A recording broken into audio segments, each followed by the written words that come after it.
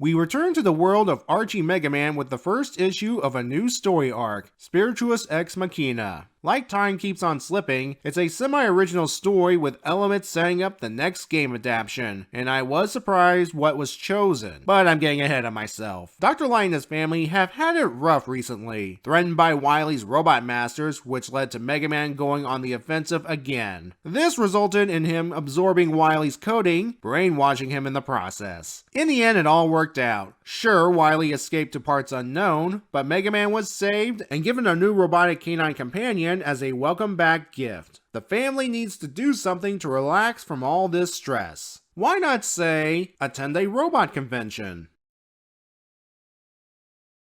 Yes, we joined Dr. Light, Rock, Roll, Rush, and Electman at the Advanced Robotics Tradeshow. Glad the Electric Robot Master's back on his feet after Mega Dragon burnt them off last issue. The kids, plus Rush, run off to do their own thing while Dr. Light sends Electman to their display booth. The kids are looking at the latest electronic doodads when Roll accidentally knocks down this blonde girl. The pharaoh-looking robot with her threatens Roll, which gets Rock's attention. The tension is eased when this guy arrives. Everyone, say hello to the comic versions of Dr. Mikhail Cossack, his daughter Kalinka, and his robot master Pharaoh Man. Dr. Light greets Cossack like they're old colleagues. That's because they are in this continuity. At the very least, they're part of some robot group. Another member of said group arrives, Dr. Noel La Lin Day. Based on the hearts in the background, Dr. Cossack's teasing, and Dr. Light's behavior towards her, I think they had a thing back in the day. She brought a robot master of her own, Quake Woman. She seems, not to put too fine a point on it, more robotic personality-wise despite looking like a human teenager. Even Light's aware of this, leading to La Lin Day to confess that she made some adjustments. But enough of that, Light runs into another old friend, Pedro, who worked previously in the Amazon 3 years ago. I wonder if that'll be important later. Speaking of the Amazon, that's where we catch up with Wily. He's investigating the mysterious EMP field coming from the landfront ruins, as another attempt to show up Light and the world. I'm going to go ahead and sum up the rest of Wily's plotline, since there are only 2 more pages dedicated to it in this issue. As he enters one of the buildings, Wily wonders how the landfront people could have something that can cause an EMP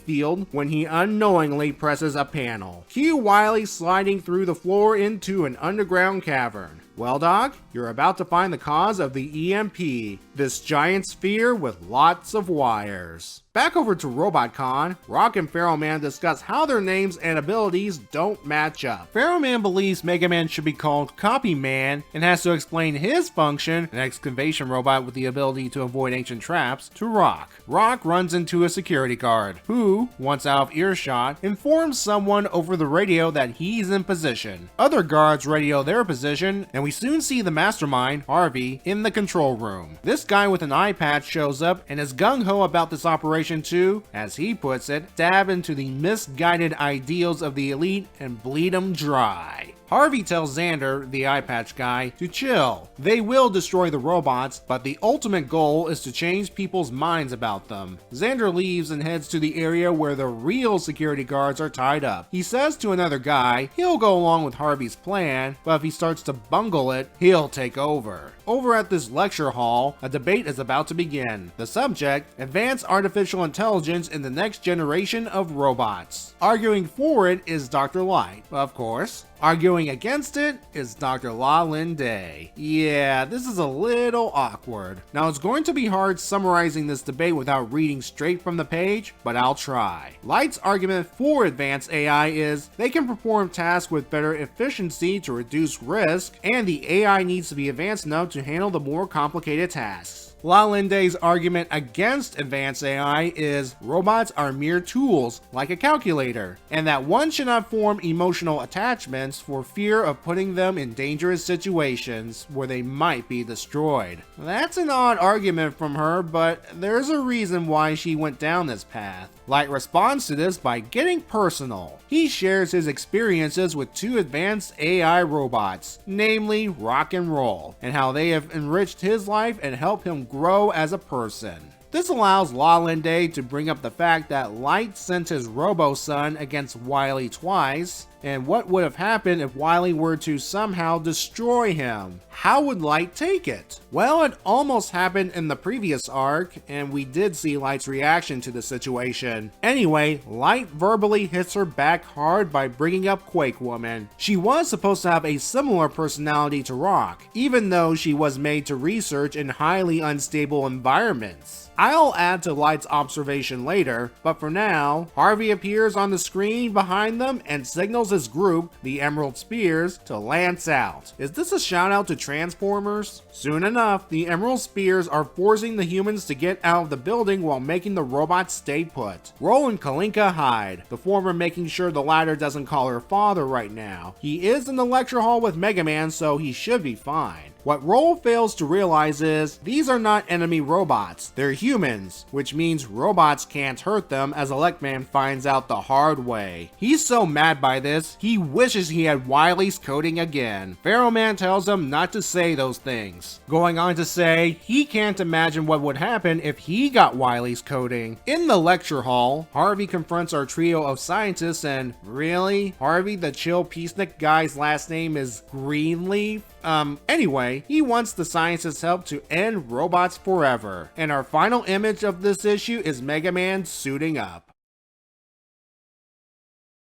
Wily's subplot, believe it or not, is a slight retelling to an opening of a Mega Man game. I'll get into further details next issue, but for now, I will say, again, I was surprised they're adapting this one. And I do find it hilarious that while Wily is monologuing, he shows us that he really needs to hit the gym more. The main focus of this issue is our heroes visiting RobotCon, meeting all sorts of characters, and getting involved with conflicts big and small. As I mentioned earlier, we were introduced to Dr. Cossack, Kalinka, and Pharaohman. They debuted in the game Mega Man 4. Having them show up here not only helps build this world, it'll make what happened later on all the more tragic. Yeah.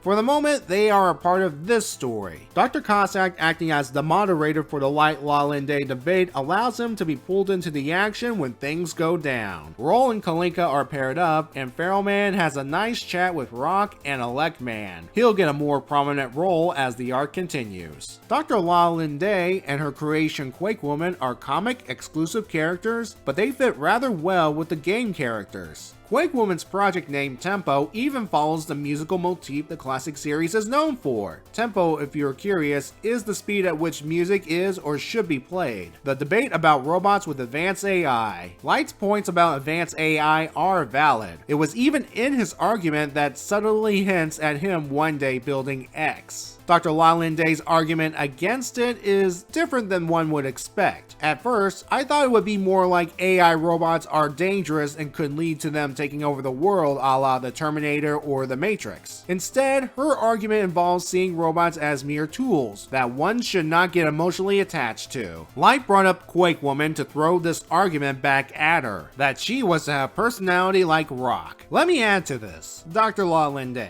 if you just see robots as tools, why go out of your way to make a geological survey robot that looks like a teenage girl, rather than a Sniper Joe-like machine that can perform the same function? The truth is, La Linde is hiding something, and that secret will be revealed later in this arc. Now for the ones who are not only against advanced AI robots, but all robots in general, the Emerald Spears. The name is actually a nod to Ruby Spears, the company that helped produce the 90s animated Mega Man series. Their goal, at least Harvey Greenleaf's, seriously, is to not only destroy robots, but change all people's minds about them. Within the context of this world, there would be those against having robots around, due to the potential danger, and we've seen that potential danger realized in the form of the Wily attacks. The Emerald Spears are just taking things to the extreme, though Xander here might make things difficult down the line. The penciler for this issue, and the rest of this arc, is Jonathan Hill. From what I can tell, it's one part Chad Thomas and another part Ben Bates. I still like it though. For the first issue of this arc, I'm going to give it an 8. I was going to give it a 7, but with the setup of things to come, and knowing the outcome, makes this a better reading experience when going back to it. It's nice to see the Light family relax, if only for a little while, and to show more robotic experts besides Drs. Light and Wily Wily, even though the latter is a villain. So what discovery has Wily found in the Landfront ruins? And how will Mega Man deal with enemies that are not robots? We'll find out in the next issue.